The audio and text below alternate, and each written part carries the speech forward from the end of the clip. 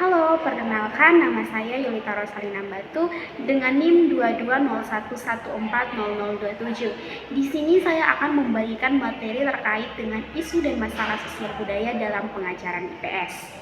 Isu dan masalah sosial budaya dalam pengajaran IPS meliputi yang pertama masalah tren globalisasi dan keragaman budaya, yang kedua masalah-masalah lingkungan dan pendidikan lingkungan, dan yang ketiga ada masalah-masalah hukum, keterlibatan dan kesadaran hukum.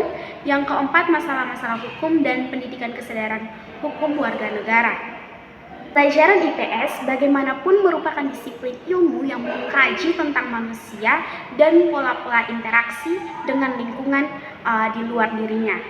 Pemahaman dan penghargaan terhadap manusia yang lain, mengapresiasi dan mewarisi kekhasan peninggalan peradaban manusia, dan yang lebih penting dalam hubungannya dengan masalah ekologi, melestarikan dan memanfaatkan sumber daya alam secara rasional dan wajar. Nah, di sini merupakan pilar-pilar dari tujuan pembelajaran pendidikan IPS. Pada hakikatnya, IPS bertujuan untuk membentuk warga negara yang baik melalui pemahaman terhadap pengetahuan dan kemampuannya di dalam berinteraksi secara positif dan aktif dengan lingkungannya. Di dalam interaksi dengan lingkungan itulah aspek-aspek tentang hukum, keterlibatan, dan kesadaran hukum penting dimiliki oleh siswa sebagai anggota masyarakat.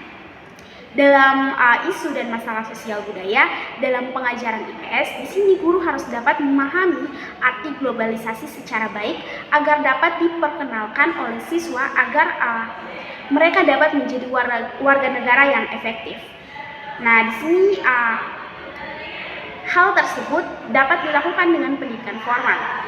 Dari tujuan-tujuan yang dijelaskan dalam pembahasan makalah tersebut, melalui pengajaran IPS diharapkan lahir generasi muda yang penuh pengertian akan keragaman budaya dan ikut bertanggung jawab dan peduli terhadap masalah dan isu globalisasi sesuai dengan tingkat pendidikan dan kematangan.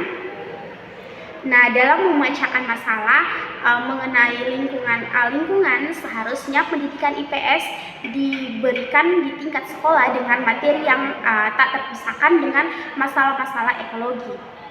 Nah, pendidikan ekologi ini memiliki tujuan tidak hanya pada tataran konseptualisasi, yaitu untuk mengembangkan disiplin ilmu itu sendiri, tetapi juga memiliki fungsi aktualisasi, yaitu pengalaman